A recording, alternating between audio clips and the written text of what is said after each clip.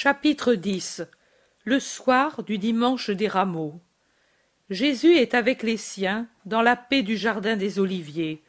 C'est le soir, un tiède soir de pleine lune. Ils sont assis sur les sièges naturels que sont les talus de l'Oliveraie, exactement les premiers qui se présentent sur cette petite place naturelle que forme une clairière située à l'entrée. Le cédron fait entendre son bruissement en heurtant les cailloux de son lit et semble se parler à lui-même. Un chant de rossignol, la brise qui soupire, et rien d'autre. Jésus parle. Après le triomphe de ce matin, bien différent est votre esprit. Que dois-je dire? Qu'il est soulagé? Oh oui, selon l'humanité, il est soulagé. Vous êtes entrés dans la ville, tout tremblant à cause de mes paroles. Il semblait que chacun craignait pour lui-même les sicaires au-delà des murs, prêts à l'assaillir et à le faire prisonnier. En tout homme, il y a un autre homme qui se révèle aux heures les plus graves. Il y a le héros qui, aux heures du plus grand danger, bondit de l'homme doux que le monde a l'habitude de voir et juge insignifiant, le héros qui dit à la lutte « Me voici », qui dit à l'ennemi, à l'arrogant « Mesure-toi avec moi ». Et il y a le saint qui, alors que tous s'enfuient terrorisés devant les tyrans qui veulent des victimes, dit « Prenez-moi en otage et en sacrifice, je paie pour tous ». Et il y a le cynique qui profite personnellement des malheurs de tous et rit sur les corps des victimes. Il y a le traître qui a son courage particulier, celui du mal. Le traître qui est l'amalgame du cynique et du lâche, qui est aussi une catégorie qui se manifeste dans les heures graves, car cyniquement il tire profit d'un malheur, et lâchement il passe au parti le plus fort, osant, pour en tirer profit, affronter le mépris des ennemis et les malédictions de ceux qui l'abandonnent. Il y a enfin le type le plus répandu, le lâche, qui aux heures graves n'est capable que de regretter d'avoir fait connaître son appartenance à un parti et à un homme, maintenant frappé par l'anathème, et de s'enfuir. Ce lâche n'est pas aussi criminel que le cynique, ni aussi dégoûtant que le traître, mais il montre toujours l'imperfection de sa structure spirituelle. Vous êtes tel, ne le niez pas. Je lis dans les consciences. Ce matin, vous pensiez entre vous, qu'est-ce qui va nous arriver? Allons-nous à la mort, nous aussi? Et la partie la plus basse gémissait, que jamais! Oui, mais vous ai-je jamais trompé? Dès mes premières paroles, je vous ai parlé de persécution et de mort. Et quand l'un d'entre vous, par excès d'admiration, a voulu voir en moi un roi, et a voulu me présenter comme un roi, un des pauvres rois de la terre, toujours pauvre même s'il est roi, et qu'il restaure le royaume d'Israël, j'ai tout de suite corrigé son erreur, et j'ai dit « Je suis roi de l'esprit ». J'offre privation, sacrifice, douleur. Je n'ai pas autre chose. Ici, sur la terre, je n'ai pas autre chose. Mais après ma mort et votre mort dans ma foi, je vous donnerai un royaume éternel, celui des cieux. Vous ai-je dit peut-être quelque chose de différent? Non. Vous dites non. Et vous, alors, vous disiez aussi, nous ne voulons que cela. Avec toi, comme toi, à cause de toi, nous voulons être et être traités et souffrir. Oui, vous parliez ainsi, et vous étiez sincères aussi, mais c'était parce que vous ne raisonniez que comme des enfants étourdis. Vous pensiez qu'il était facile de me suivre, et vous étiez tellement imprégnés de la triple sensualité, que vous ne pouviez admettre que fût vrai ce à quoi je faisais allusion. Vous pensiez, lui est le Fils de Dieu.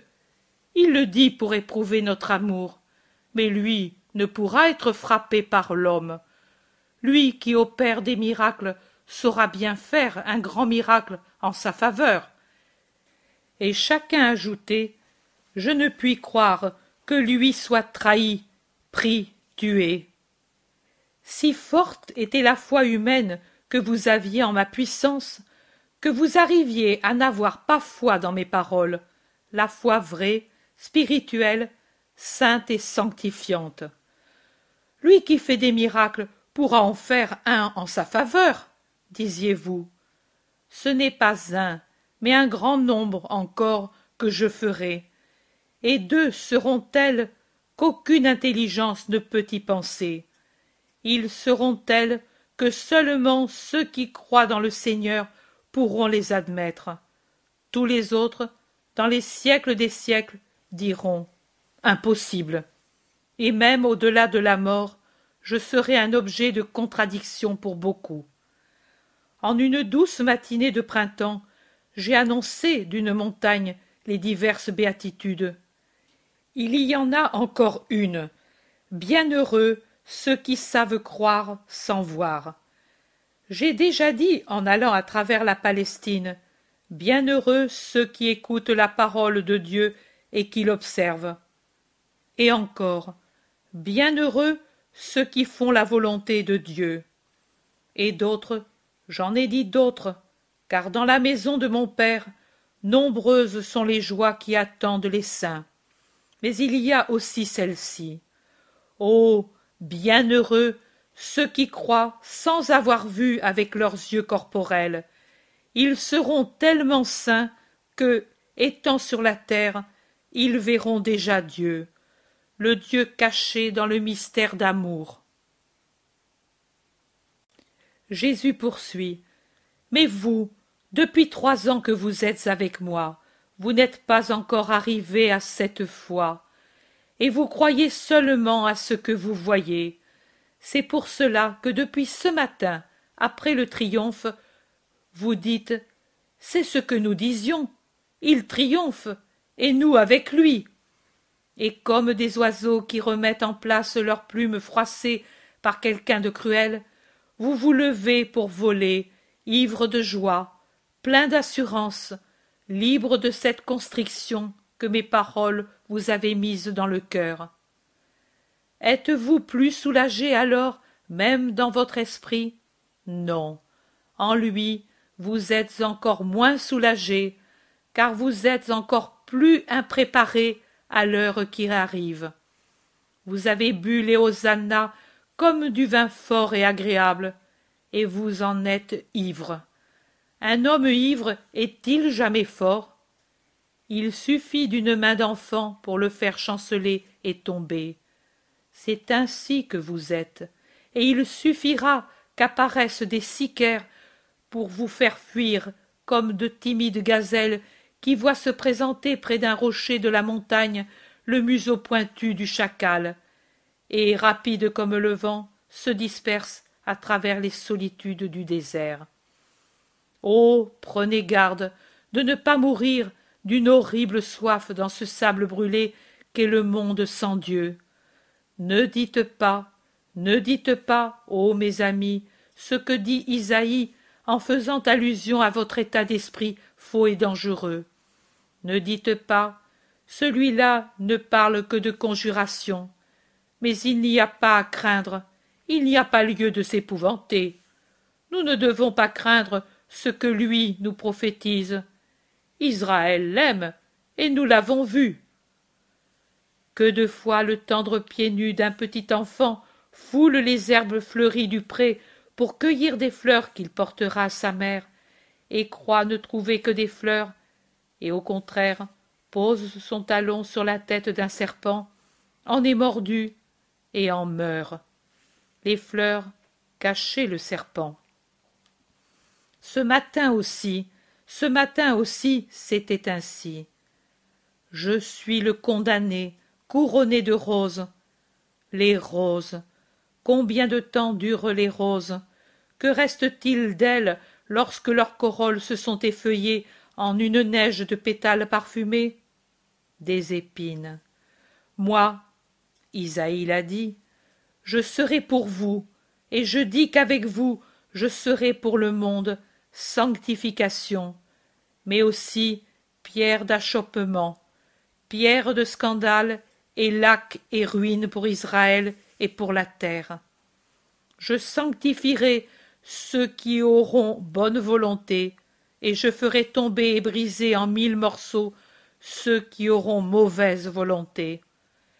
Les anges ne disent pas des paroles mensongères, ni des paroles de peu de durée. Ils viennent de Dieu, qui est vérité et qui est éternel, et ce qu'ils disent est vérité et parole immuable. Ils ont dit « Paix aux hommes de bonne volonté ». Il naissait alors, ô terre, ton sauveur. Maintenant il va à la mort, ton Rédempteur. Mais pour avoir de Dieu la paix, c'est-à-dire sanctification et gloire, il faut avoir bonne volonté. Inutile ma naissance, inutile ma mort pour ceux qui n'ont pas cette volonté bonne.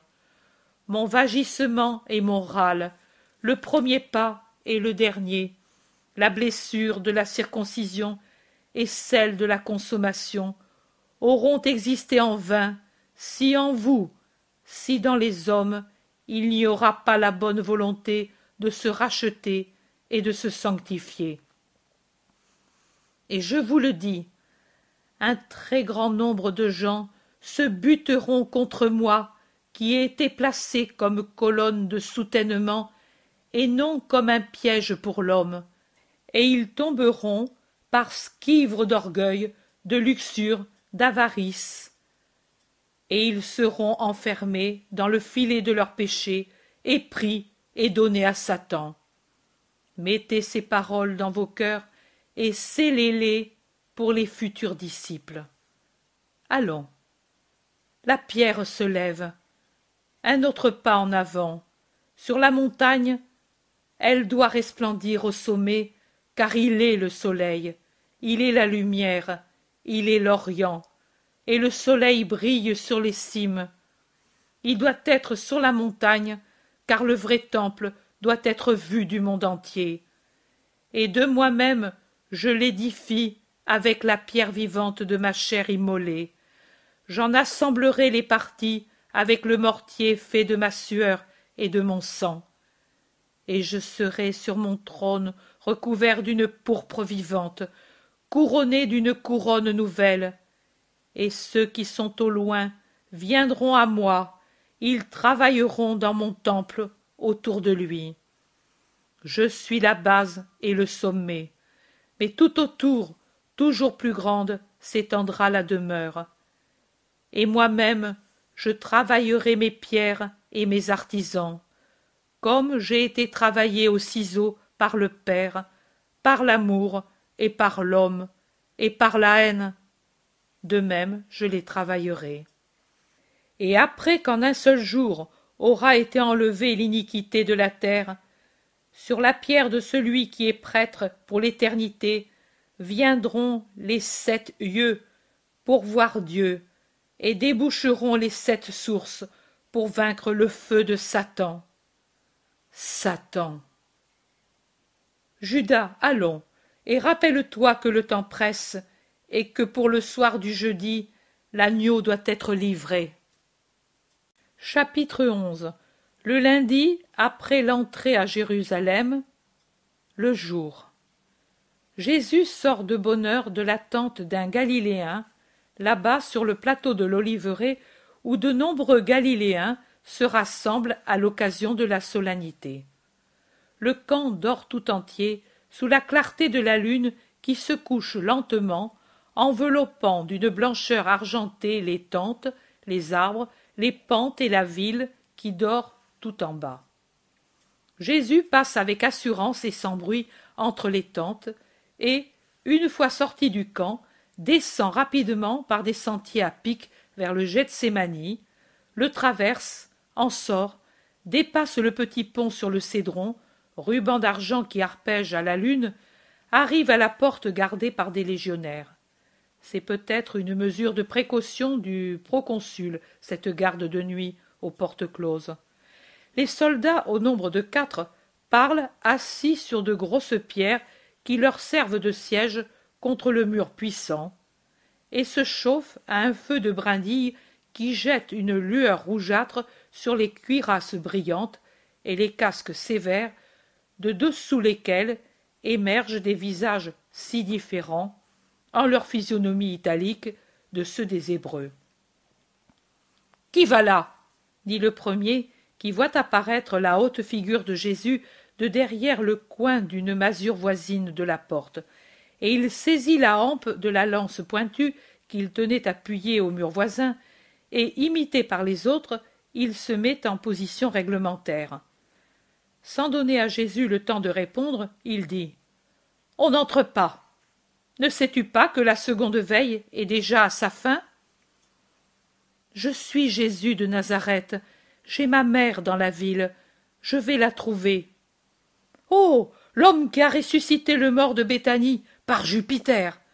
Je vais le voir finalement. » Et il s'approche de lui pour le regarder avec curiosité, tournant tout autour de lui, comme pour s'assurer que ce n'est pas quelque chose d'irréel, d'étrange, mais vraiment un homme comme tout le monde. Et il dit « Ô Dieu! Il est beau comme Apollon, mais tout à fait comme nous, et il n'a ni bâton, ni barrette, ni aucun insigne de son pouvoir. » Il est perplexe. Jésus le regarde patiemment, en lui souriant avec douceur. Les autres, qui sont moins curieux, peut-être ils ont déjà vu Jésus d'autres fois, disent « Cela aurait été une bonne chose qu'il eût été ici au milieu de la première veille, quand on a porté au tombeau la belle jeune fille morte ce matin. Nous l'aurions vue ressusciter. » Jésus répète doucement « Puis-je aller trouver ma mère ?» Les 4 soldats se secouent. Le plus âgé parle. « Vraiment, l'ordre serait de ne pas laisser passer, mais tu passerais quand même. Celui qui force les portes de l'Hadès peut bien forcer les portes d'une ville fermée. Et tu n'es pas homme à provoquer des soulèvements. La défense tombe pour toi. Fais en sorte de n'être pas vu par les rondes à l'intérieur. Ouvre, Marcus Gratus. Et toi, passe sans bruit. Nous sommes soldats, et nous devons obéir. Ne craignez pas, votre bonté ne se changera pas pour vous en punition. » Un légionnaire ouvre avec précaution un portillon ouvert dans le portail colossal et dit « Passe vite. La veille finit d'ici peu, et nous sommes remplacés par ceux qui vont arriver. Paix à vous. Nous sommes des hommes de guerre. Même dans la guerre, la paix que je donne demeure, car c'est la paix de l'âme. » Et Jésus s'engouffre dans l'obscurité de l'arcade ouverte dans l'épaisseur des murs.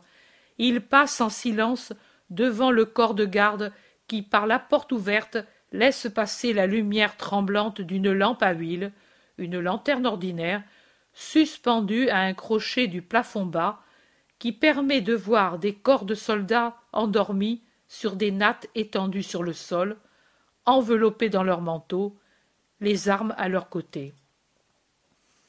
Jésus est dans la ville désormais, et je le perds de vue pendant que je regarde rentrer 2 des soldats de tout à l'heure qui regardent si lui s'est éloigné avant d'entrer pour éveiller ceux qui dorment pour la relève. Le plus jeune dit « On ne le voit déjà plus. Qu'aura-t-il voulu dire par ces paroles? J'aurais voulu le savoir. » Il fallait le lui demander. Il ne nous méprise pas. L'unique Hébreu qui ne nous méprise pas et ne nous étrangle pas en aucune façon, lui répond l'autre qui est dans toute la force de l'âge. Je n'ai pas osé, moi paysan de Bénévent, parler à quelqu'un que l'on dit Dieu. Un Dieu sur un âne. Ah ah. S'il était ivre comme Bacchus, il pourrait, mais il n'est pas ivre. Je crois qu'il ne boit même pas du mulsum. Tu ne vois pas comme il est pâle et maigre? Et pourtant les Hébreux, eux, oui, ils boivent, bien qu'ils affectent de ne pas le faire, et ivres des vins forts de ces terroirs et de leur Sisera. Ils ont vu un Dieu dans un homme. Crois-moi, les dieux, c'est une fable. L'Olympe est vide, et la terre n'en a pas. S'ils t'entendaient. Tu es encore un enfant, au point de n'être pas candidat et de ne pas savoir que César lui-même ne croit pas aux dieux, et que n'y croient pas les pontifes, les augures, les aruspices, les arvales, les vestales, ni personne. Et alors pourquoi? Pourquoi les rites? Parce qu'ils plaisent au peuple et sont utiles aux prêtres et servent à César pour se faire obéir comme s'il était un dieu terrestre tenu par la main par les dieux de l'Olympe. Mais les premiers à ne pas y croire sont ceux que nous vénérons comme ministres des dieux. Je suis pyrrhonien, j'ai fait le tour du monde, j'ai fait beaucoup d'expériences, mes cheveux blanchissent aux tempes et ma pensée a mûri. J'ai comme règle personnelle 3 principes: aimer Rome, unique déesse et unique certitude, jusqu'au sacrifice de ma vie, ne rien croire, puisque tout est illusion de ce qui nous entoure, excepté la patrie sacrée et immortelle. Nous devons aussi douter de nous-mêmes, car il n'est pas certain même que nous vivons. Les sens et la raison ne suffisent pas pour nous donner la certitude d'arriver à connaître la vérité. Et la vie et la mort ont la même valeur, car nous ne savons pas ce que c'est que la vie et ce que c'est que la mort, dit-il, en affectant un scepticisme philosophique d'un être supérieur. L'autre le regarde hésitant. Puis il dit: « Moi, au contraire, je crois, et j'aimerais savoir de cet homme qui est passé tout à l'heure. Lui, certainement, connaît la vérité. Il sort de lui quelque chose d'étrange. C'est comme une lumière qui vous pénètre. » « Qu'Esculape te sauve! Tu es malade! C'est depuis peu que tu es monté à la ville de la vallée, et les fièvres surgissent facilement chez ceux qui font ce voyage et ne sont pas encore acclimatés à cette région. Tu délires, viens, il n'y a rien de tel que le vin chaud et les aromates pour faire sortir en sueur le venin de la fièvre jordanique. » Et il le pousse vers le corps de garde. Mais l'autre se dégage en disant: « Je ne suis pas malade, je ne veux pas de vin drogué. Je veux veiller là, en dehors des murs. » Il montre l'intérieur du bastion et attendre l'homme qui s'est nommé Jésus.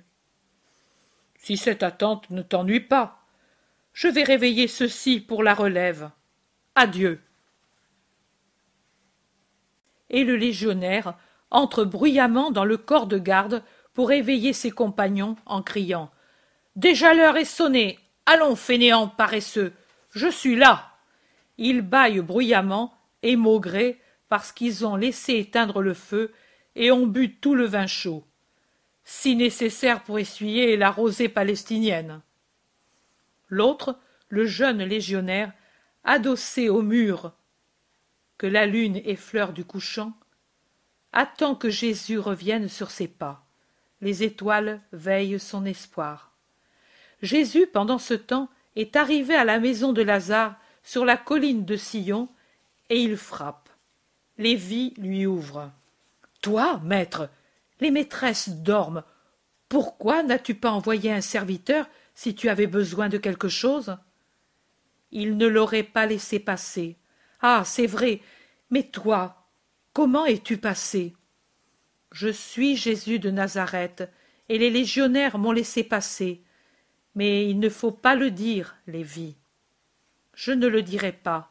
Eux sont meilleurs que beaucoup de nous. » « Conduis-moi où dort ma mère, et ne réveille personne d'autre dans la maison. »« Comme tu veux, Seigneur. Lazare a donné l'ordre à tous ceux qui dirigent les maisons de t'obéir en tout, sans discussion ni retard. C'était depuis peu l'aurore quand cet ordre a été apporté par un serviteur, par plusieurs serviteurs à toutes les maisons. Obéir et se taire. Nous le ferons. Tu nous as rendu le maître.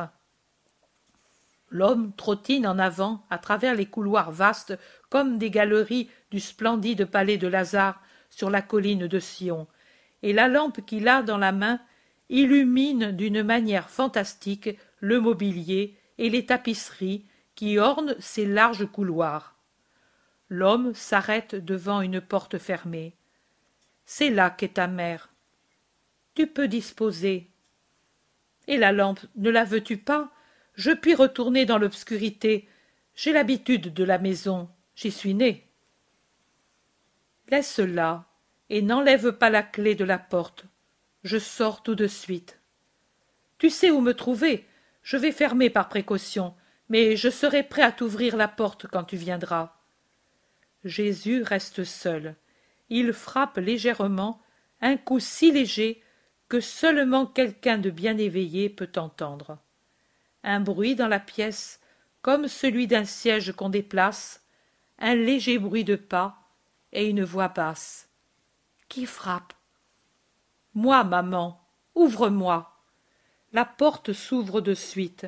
La lumière de la lune est la seule lumière qui éclaire la pièce tranquille et étend ses rayons sur le lit intact. Un siège est près de la fenêtre grande ouverte sur le mystère de la nuit. Tu ne dormais pas encore? Il est tard. Je priais. Viens, mon fils. Assieds-toi où j'étais. Et elle indique le siège près de la fenêtre. Je ne puis m'arrêter. Je suis venue te prendre pour aller chez Élise dans le quartier d'Ophel. Analia est morte. Vous ne le saviez pas encore? Non. Personne. Quand, Jésus? Après mon passage. Après ton passage? Tu as donc été pour elle l'ange libérateur? Cette terre était pour elle une telle prison. Elle est heureuse. Moi, je voudrais être à sa place.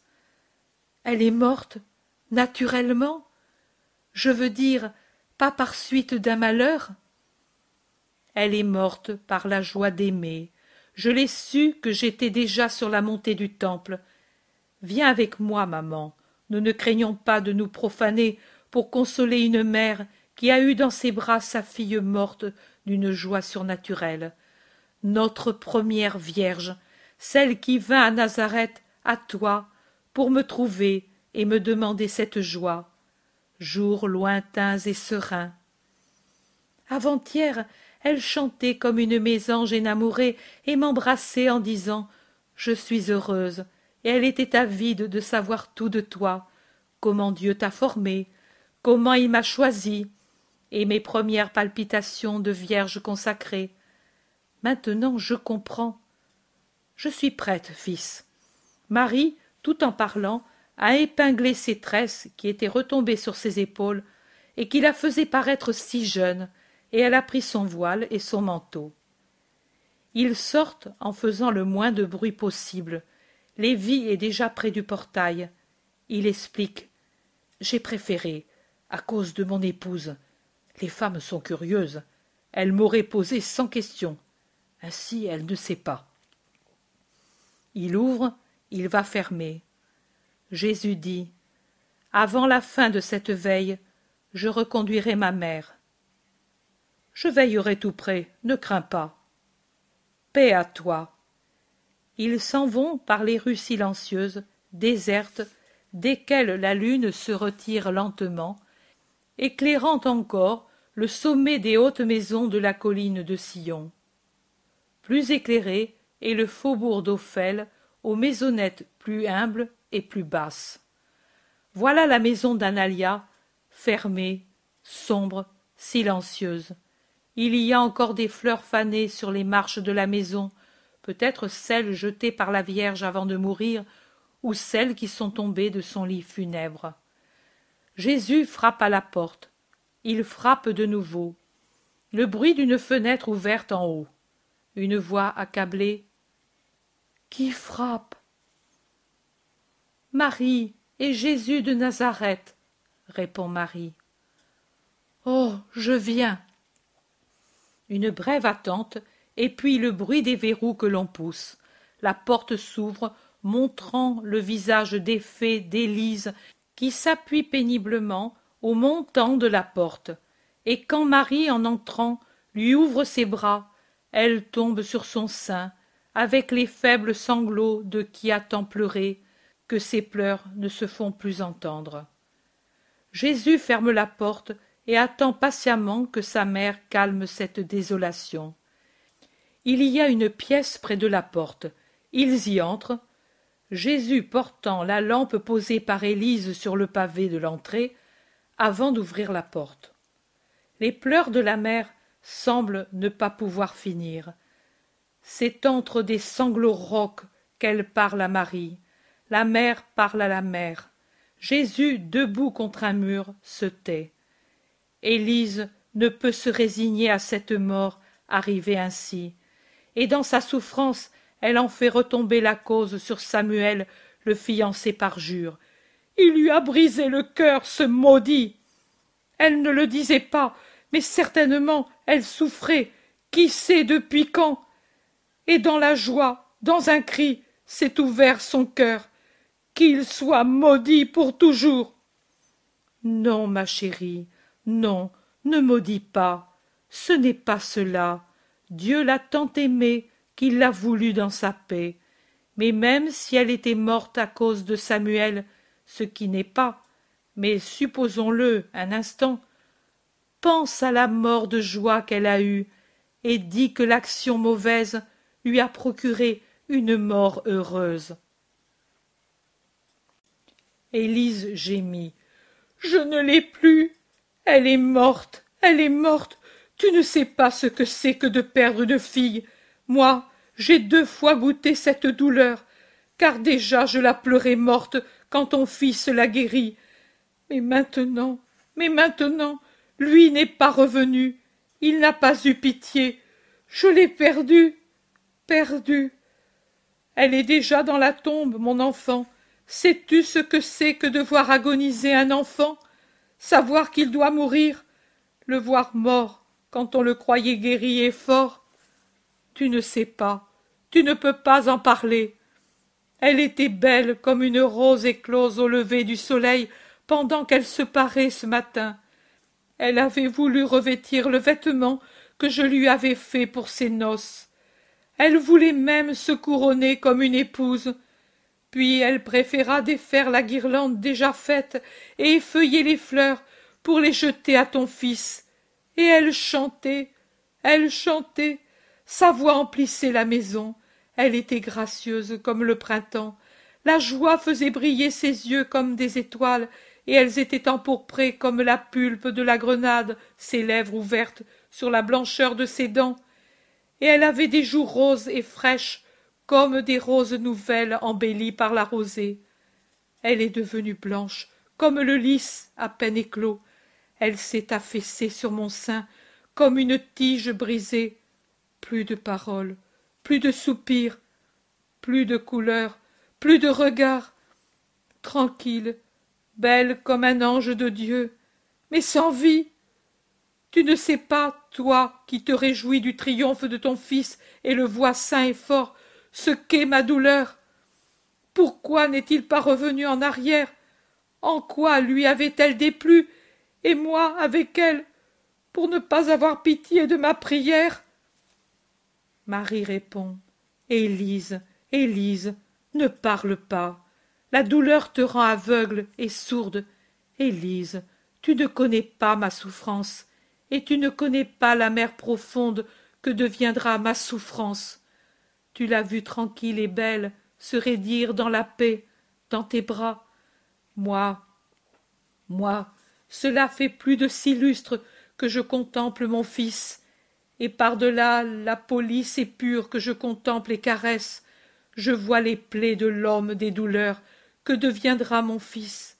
Sais-tu, toi qui dis que je ne sais pas ce que c'est que de voir un enfant s'en aller 2 fois vers la mort, et y entrer une fois et y demeurer en paix, sais-tu ce que c'est de voir pendant tant d'années cette vision pour une mère? Mon fils, le voilà, il est déjà vêtu de rouge comme s'il sortait d'un bain de sang. Et bientôt, dans peu de temps, alors que ne sera pas devenu sombre le visage de ta fille dans le tombeau, je le verrai revêtu de la pourpre de son sang innocent, de ce sang que je lui ai donné. Et si tu as reçu sur ton cœur ta fille, sais-tu quelle sera ma douleur de voir mourir mon fils comme un malfaiteur sur le bois?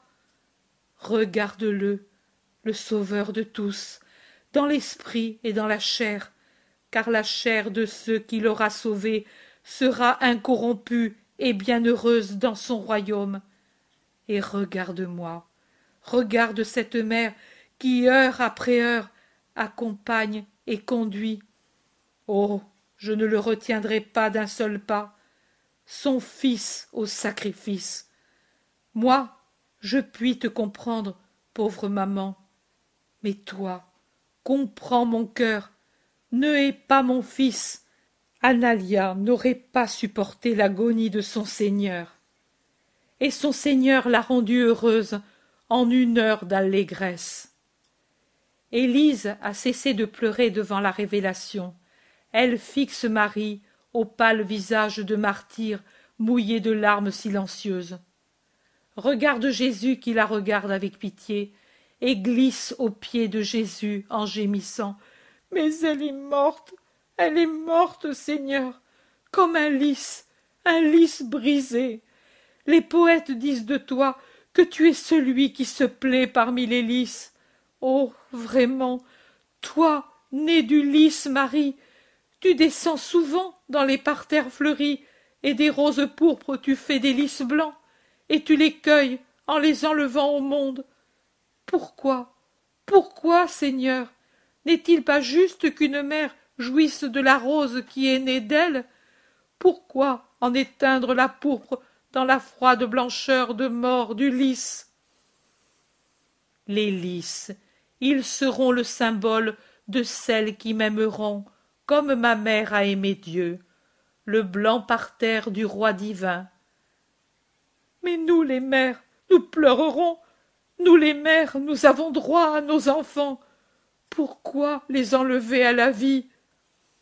Ce n'est pas ce que je veux dire, femme. Les filles resteront, mais consacrées au roi, comme les vierges dans les palais de Salomon. Rappelle-toi le cantique, et elles seront épouses, les bien-aimées, sur la terre et au ciel. Mais ma fille est morte!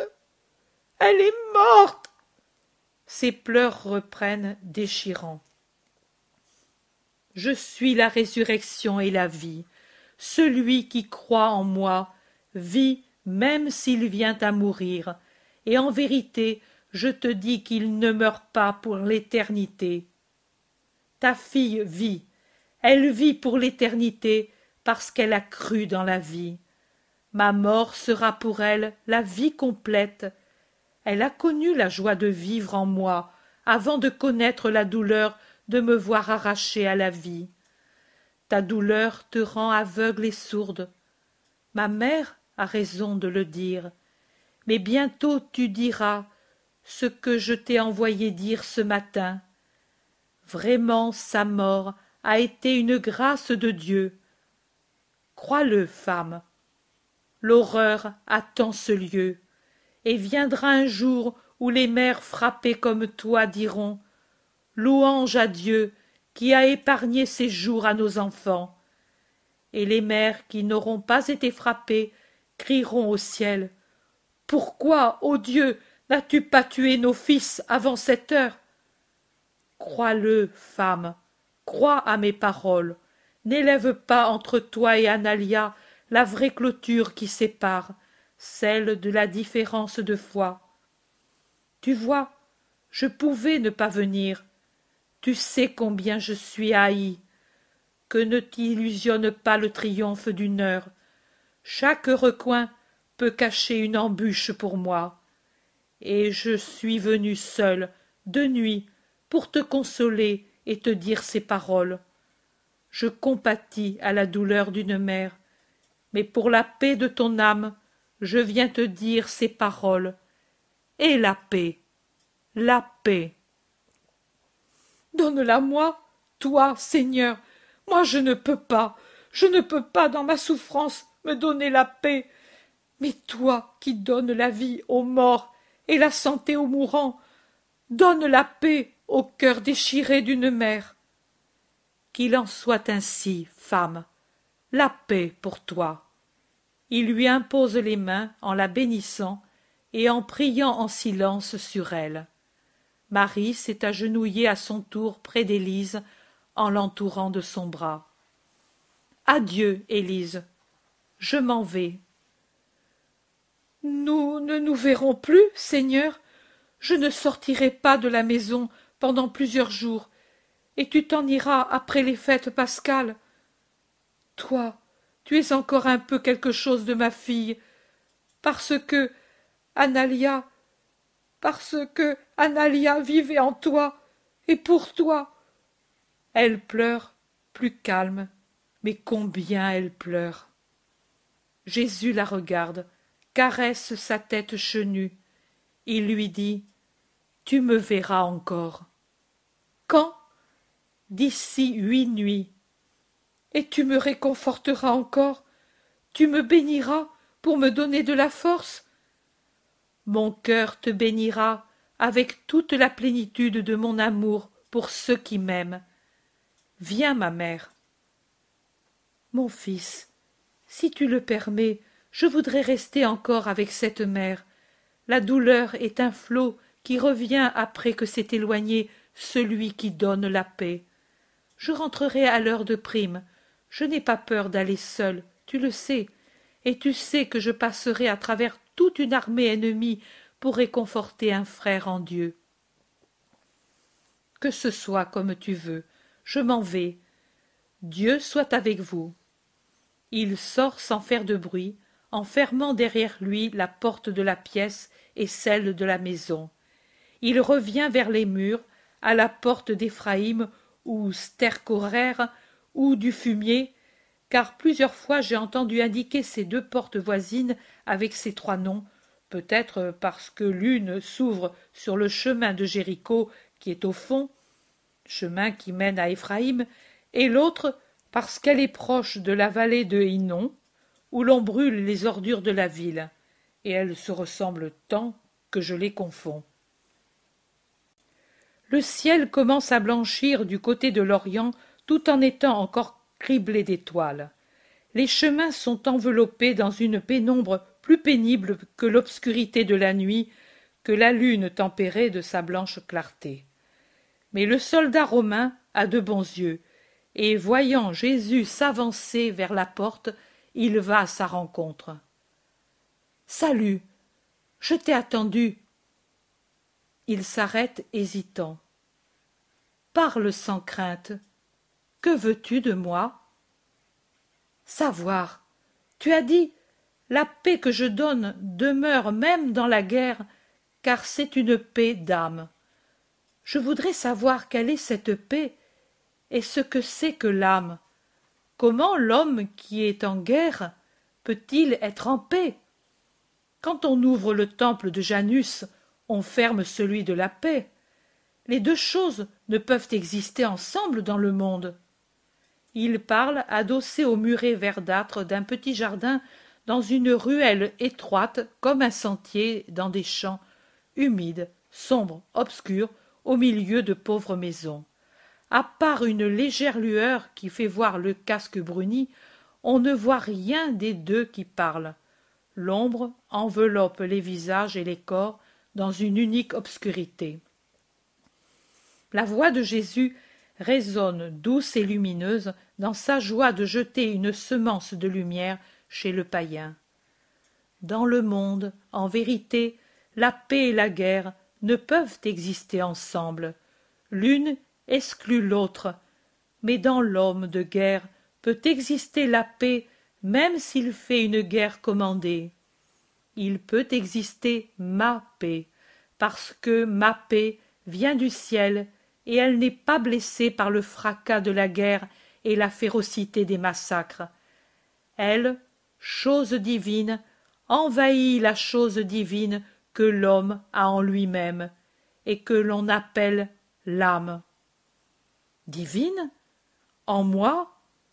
César est divin. Moi, je suis fils de paysan. Maintenant, je suis un légionnaire sans aucun grade. Si je suis brave, je pourrais peut-être devenir centurion, mais divin, non. Il y a en toi une partie divine, c'est l'âme. Elle vient de Dieu, du vrai Dieu. Aussi, elle est divine, perle vivante dans l'homme, et elle se nourrit de choses divines et vivantes, la foi, la paix, la vérité. La guerre ne la trouble pas, la persécution ne la blesse pas, la mort ne la tue pas. Seul le mal, faire ce qui est mauvais, la blesse ou la tue, et la prive aussi de la paix que moi je donne, car le mal sépare l'homme de Dieu. Et qu'est-ce que le mal? Être dans le paganisme et adorer les idoles quand la bonté du vrai Dieu nous a fait connaître qu'existe le vrai Dieu. Ne pas aimer son père, sa mère, ses frères et le prochain. Voler, tuer, être rebelle, être luxurieux, être faux. C'est cela le mal. Ah, alors moi, je ne peux pas avoir tapé. Je suis soldat, et on nous commande de tuer.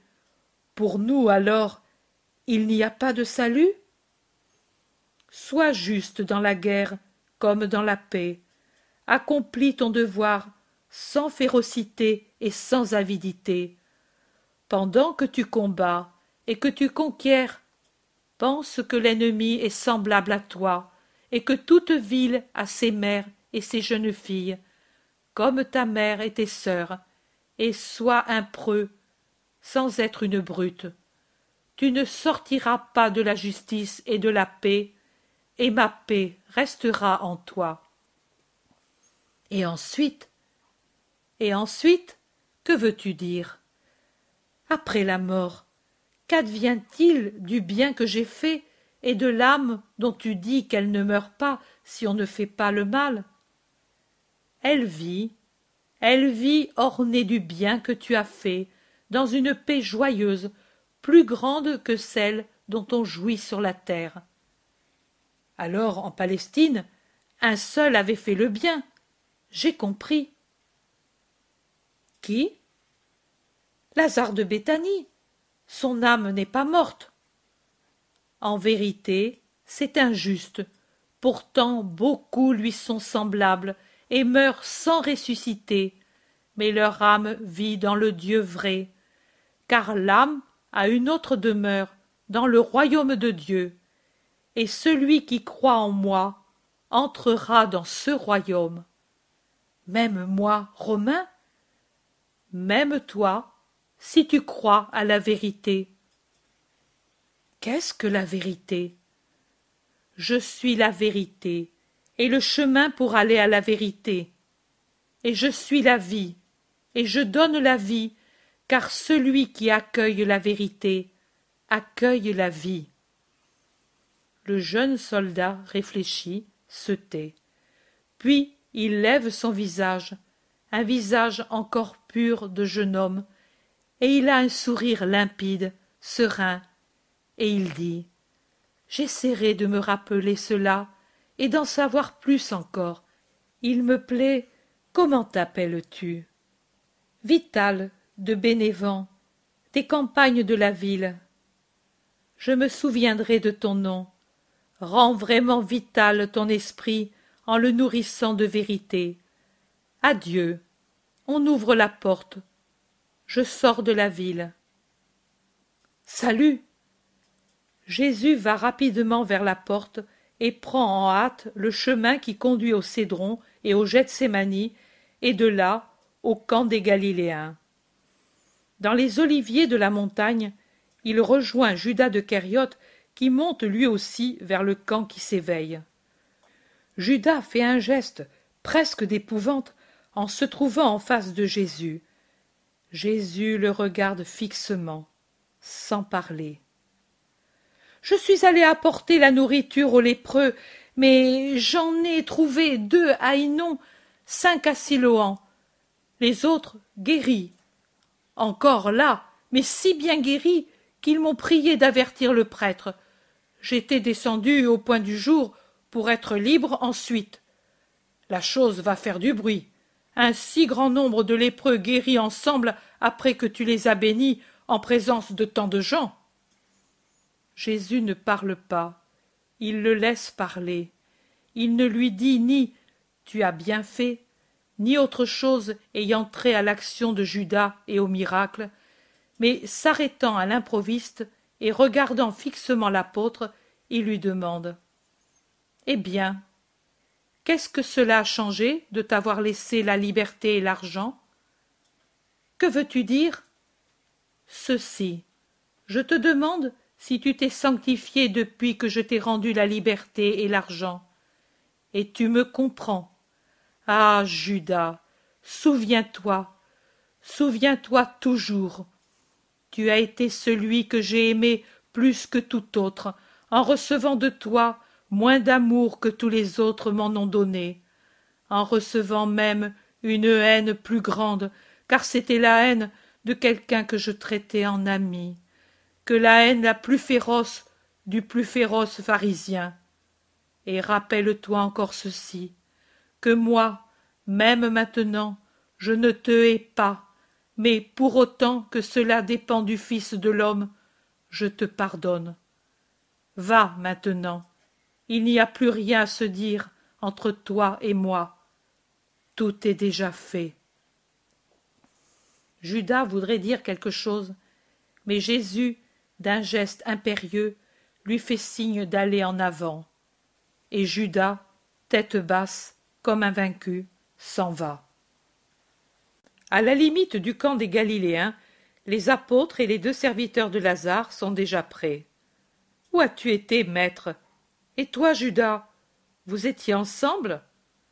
Jésus devance la réponse de Judas. « J'avais quelque chose à dire à des cœurs. Judas est allé chez les lépreux, mais ils sont tous guéris, sauf 7. » Le zélote dit « Oh, pourquoi y es-tu allé? Je voulais venir moi aussi. » « Pour être libre maintenant de venir avec nous, » dit encore Jésus. « Allons, nous entrerons dans la ville par la porte du troupeau.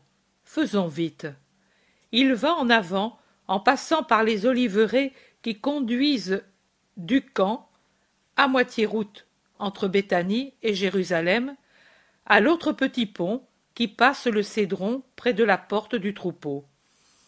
Des maisons de paysans sont éparses sur les pentes, et tout en bas, près des eaux du torrent, un figuier ébouriffé se penche sur la rivière. Jésus se dirige vers lui, et il cherche si dans le feuillage fourni et gras il y a quelques figues mûres. Mais le figuier est tout en feuilles, nombreuses, inutiles, mais il n'a pas un seul fruit sur ses branches. Tu es comme beaucoup de cœurs en Israël, tu n'as pas de douceur pour le Fils de l'homme, et pas de pitié. Qu'il ne puisse plus jamais naître de toi un seul fruit, et que personne ne se rassasie de toi à l'avenir, dit Jésus. Les apôtres se regardent. La colère de Jésus pour la plante stérile, peut-être sauvage, les étonne, mais ils ne disent rien. Ce n'est que plus tard, après avoir passé le Cédron, que Pierre lui demande « Où as-tu mangé ?» « Nulle part. »« Oh, alors tu as faim. Voici là-bas un berger avec quelques chèvres qui paissent. Je vais demander du lait pour toi. Je fais vite. » Et il s'en va à grands pas et revient doucement avec une vieille écuelle pleine de lait. Jésus boit et il rend le bol au pastoureau qui a accompagné Pierre en le caressant. Ils entrent dans la ville et montent au temple, et après avoir adoré le Seigneur, Jésus revient dans la cour où les rabbis donnent leurs leçons. Les gens l'entourent, et une mère, venue de Cyntium, présente son enfant qu'un mal a rendu aveugle, je crois. Il a les yeux blancs comme s'il avait une vaste cataracte sur la pupille ou un albugo. Jésus le guérit en effleurant les orbites avec les doigts, et puis de suite il commence à parler. Un homme acheta un terrain, il y planta des vignes, construisit une maison pour les fermiers, une tour pour la surveillance, des celliers et des endroits pour presser le raisin, et en confia l'entretien à des fermiers en qui il avait confiance. Puis il s'en alla au loin. Quand arriva le temps où les vignes purent donner des fruits, les vignes ayant poussé au point de donner des fruits, le maître de la vigne envoya ses serviteurs chez les fermiers pour retirer le revenu de la récolte. Mais les fermiers entourèrent ses serviteurs. Ils en frappèrent une partie à coups de bâton, en lapidèrent une partie avec de lourdes pierres, en les blessant grièvement, et en tuèrent une partie. Ceux qui purent revenir vivants chez le maître racontèrent ce qui leur était arrivé. Le maître les soigna et les consola, et il envoya d'autres serviteurs encore plus nombreux. Les fermiers les traitèrent comme ils avaient traité les premiers. Alors le maître de la vigne dit : « Je vais leur envoyer mon cher fils. Certainement, ils respecteront mon héritier. » Mais les fermiers, l'ayant vu venir et ayant su que c'était l'héritier, s'appelèrent l'un l'autre en disant : « Venez, réunissons-nous pour être nombreux. Entraînons-le dehors, dans un endroit écarté, et tuons-le. Son héritage nous restera. » Ils l'accueillirent avec des honneurs hypocrites, l'entourèrent comme pour lui faire fête. Ensuite, ils le ligotèrent après l'avoir embrassé, le frappèrent fortement et avec 1000 moqueries. Ils l'amenèrent au lieu du supplice et le tuèrent. Maintenant, vous, dites-moi, ce père et maître s'apercevra un jour que son fils et héritier ne revient pas, et découvrira que ces fermiers auxquels il avait donné la terre fertile pour qu'ils la cultivent en son nom, en jouissant de ce qui était juste et en donnant à leur seigneur ce qui était juste, ont tué son fils. Alors, que fera-t-il? Et Jésus darde ses iris de saphir enflammés comme par un soleil sur ceux qui sont venus, et spécialement sur les groupes des Juifs les plus influents, pharisiens et scribes, répandus dans la foule. Personne ne parle. Dites donc, vous au moins, Rabbi d'Israël, dites une parole de justice qui persuade le peuple de la justice. Moi, je pourrais dire une parole qui ne serait pas bonne, d'après votre pensée. Parlez donc, vous, pour que le peuple ne soit pas induit en erreur. Les scribes, contraints, répondent ainsi. Il punira les scélérats en les faisant périr d'une manière atroce, et il donnera sa vigne à d'autres fermiers pour qu'ils lui la cultivent honnêtement, en lui donnant le revenu de la terre qui leur est confiée. Vous avez bien parlé. Il est écrit dans l'Écriture, la pierre que les constructeurs ont rejetée est devenue pierre angulaire. C'est une œuvre faite par le Seigneur, et c'est une chose admirable à nos yeux. Puisque donc ceci est écrit, et vous le savez, et vous estimez juste que soient punis atrocement ces fermiers meurtriers du fils héritier du maître de la vigne, et qu'elle soit donnée à d'autres fermiers qui la cultivent honnêtement, voilà que pour ce motif, je vous dis, le royaume de Dieu vous sera enlevé, et il sera donné à des gens qui en produisent des fruits. Et celui qui tombera contre cette pierre se brisera, et celui sur lequel la pierre tombera sera écrasé. Les chefs des prêtres, les pharisiens et les scribes, par un acte vraiment héroïque, ne réagissent pas. Si forte est la volonté d'atteindre un but. Pour beaucoup moins d'autrefois, ils l'ont contré, et aujourd'hui, où le Seigneur Jésus leur dit ouvertement que le pouvoir leur sera enlevé, ils n'éclatent pas en reproches, ils ne font pas d'actes de violence, ils ne menacent pas, faux agneaux patients qui, sous l'apparence hypocrite de douceur, cachent l'immuable cœur du loup.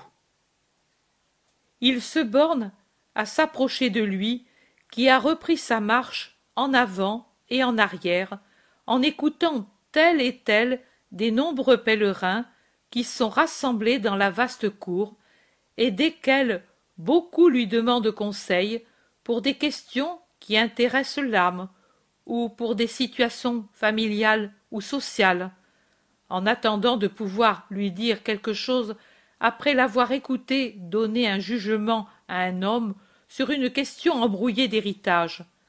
Elle a produit division et rancœur entre les différents héritiers à cause d'un fils du père qu'il a eu d'une servante de la maison, mais qu'il a adopté. Les fils légitimes ne le veulent pas avec eux, ni comme héritier dans le partage des maisons et des terres. Ils ne veulent plus avoir rien en commun avec le bâtard, et ils ne savent pas comment résoudre la question, car, avant sa mort, le père a fait jurer que, comme toujours il avait partagé le pain entre le fils illégitime et les légitimes dans la même mesure, ainsi il devait partager l'héritage dans la même mesure. Jésus dit à celui qui l'interroge au nom des 3 autres frères: « Sacrifiez tous une parcelle de terre pour la vendre de façon à réunir une somme d'argent équivalente au 5e de la fortune totale, et donnez-le au fils illégitime en lui disant: Voilà ta part. Tu n'es pas frustré de ce qui t'appartient, et on n'a pas fait tort à la volonté de notre Père. Va, et que Dieu soit avec toi. Et soyez généreux en lui donnant même davantage que la valeur stricte de sa part. Faites-le avec des témoins qui soient justes, et personne ne pourra sur la terre, ni au-delà de la terre, élever une voix de reproche et de scandale. Et vous aurez la paix entre vous et en vous, n'ayant pas le remords d'avoir désobéi à votre Père, et n'ayant pas parmi vous celui qui, vraiment innocent, a été pour vous une cause de trouble, plus que si on avait mis un voleur parmi vous. L'homme dit: Ce bâtard, en vérité, a enlevé la paix à notre famille, la santé à notre mère, qui est morte de chagrin, et une place qui ne lui appartient pas. Ce n'est pas lui le coupable, homme, c'est celui qui l'a engendré. Lui n'a pas demandé à naître pour porter la marque de bâtard. Ce fut la convoitise de votre père qui l'engendra pour lui donner la douleur et pour vous donner la douleur. Soyez donc juste envers l'innocent qui paie déjà durement une faute qui n'est pas la sienne.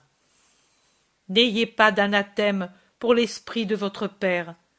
Dieu l'a jugé, il n'est pas besoin des foudres de vos malédictions. Honorez le Père toujours, même s'il est coupable, non pour lui-même, mais parce qu'il a représenté sur la terre votre Dieu, vous ayant créé par ordre de Dieu et étant le Seigneur de votre maison. Les parents viennent immédiatement après Dieu. Rappelle-toi le décalogue et ne pêche pas. Va en paix. Les prêtres et les scribes s'approchent alors de lui pour l'interroger. Nous t'avons entendu. Tu as dit ce qui était juste. Un conseil plus sage n'aurait pu le donner Salomon. Mais dis-nous, toi qui opères des prodiges et donnes des jugements tels que seul le sage roi pouvait en donner, par quelle autorité fais-tu ces choses? D'où te vient un tel pouvoir? Jésus les regarde fixement. Il n'est ni agressif ni méprisant, mais très imposant. Il dit: Moi aussi, j'ai à vous poser une question, et si vous me répondez, je vous dirai par quelle autorité. moi, homme sans autorité de charge et pauvre, car c'est cela que vous voulez dire, je fais ces choses. Dites, le baptême de Jean, d'où venait-il? Du ciel ou de l'homme qui le donnait? Répondez-moi, par quelle autorité Jean le donnait-il comme rite purificateur et pour vous préparer à la venue du Messie, puisque Jean était encore plus pauvre, plus ignorant que moi, et sans charge d'aucune sorte, ayant passé sa vie dans le désert depuis son enfance? Les scribes et les prêtres se consultent entre eux. Les gens, les yeux grands ouverts et les oreilles attentives, sont prêts à protester et à acclamer si les scribes disqualifient le Baptiste et offensent le Maître, ou s'ils paraissent déconfits par la question du rabbi de Nazareth, divinement sage. Tous se serrent autour d'eux. Il est frappant le silence absolu de cette foule qui attend la réponse. Il est si profond que l'on entend la respiration et les chuchotements des prêtres ou des scribes qui communiquent entre eux quasi sans parler et observent pendant ce temps le peuple dont ils devinent les sentiments prêts à exploser. Enfin, ils se décident à répondre.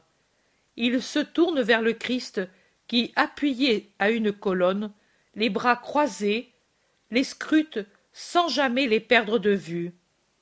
Et ils disent « Maître, nous ne savons par quelle autorité Jean faisait cela, ni d'où venait son baptême.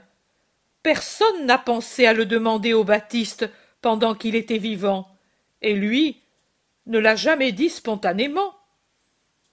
Et moi non plus, je ne vous dirai pas par quelle autorité je fais de telles choses. » Il leur tourne le dos en appelant à lui les 12 et fendant la foule qui l'acclame, il sort du temple. Quand ils sont déjà dehors, au-delà de la probatique, Barthélemy lui dit « Ils sont devenus très prudents, tes adversaires. Peut-être vont-ils se convertir au Seigneur qui t'a envoyé et te reconnaître pour le Messie saint. »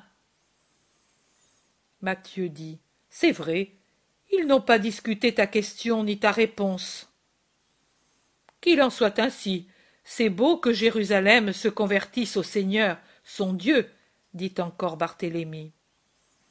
Ne vous faites pas des illusions. Cette partie de Jérusalem ne se convertira jamais. Ils n'ont pas répondu autrement parce qu'ils ont craint la foule. Je lisais leurs pensées, bien que n'entendant pas leurs paroles dites à voix basse. « Et que disaient-ils » demande Pierre. Ils disaient cela. Je désire que vous le sachiez pour les connaître à fond, et que vous puissiez donner une exacte description à ceux qui viendront plus tard, des cœurs des hommes de mon temps. S'ils ne m'ont pas répondu, ce n'est pas qu'ils se convertissent au Seigneur, mais parce qu'ils disaient entre eux « Si nous répondons, le baptême de Jean venait du ciel », le rabbi répondra « Et alors, pourquoi n'avez-vous pas cru à ce qui venait du ciel et enseigné la préparation au temps messianique ?» Et si nous disons « de l'homme », alors ce sera la foule qui se rebellera en disant « Et alors, pourquoi ne croyez-vous pas à ce que Jean, notre prophète, a dit de Jésus de Nazareth ?» Il vaut donc mieux dire « Nous ne savons pas ». Voilà ce qu'ils disaient. Ce n'était pas parce qu'ils étaient revenus à Dieu, mais par un lâche calcul, et pour ne pas avoir à reconnaître par leur bouche que je suis le Christ, et que je fais ces choses que je fais, parce que je suis l'agneau de Dieu dont a parlé le précurseur. Et moi non plus, je n'ai pas voulu dire par quelle autorité je fais les choses que je fais. Déjà, de nombreuses fois, je l'ai dit dans ces murs et dans toute la Palestine, et mes prodiges parlent encore plus que mes paroles. Maintenant, je ne le dirai plus par mes paroles. Je laisserai parler les prophètes et mon Père, et les signes du ciel. Car le moment est venu où tous ces signes vont être donnés. Ceux qui ont été dits par les prophètes et marqués des symboles de notre histoire, et ceux que j'ai dit, le signe de Jonas. Vous vous souvenez de ce jour à Cédès? C'est le signe qu'attend Gamaliel. Toi, Étienne, toi, Hermas, et toi, Barnabé, qui as quitté tes compagnons aujourd'hui pour me suivre. Certainement plusieurs fois vous avez entendu le rabbi parler de ce signe. Eh bien, bientôt le signe sera donné. Il s'éloigne en montant à travers les oliviers de la montagne, suivi des siens et de nombreux disciples, des 72, en plus d'autres, comme Joseph Barnabé, qui le suit pour l'entendre parler encore.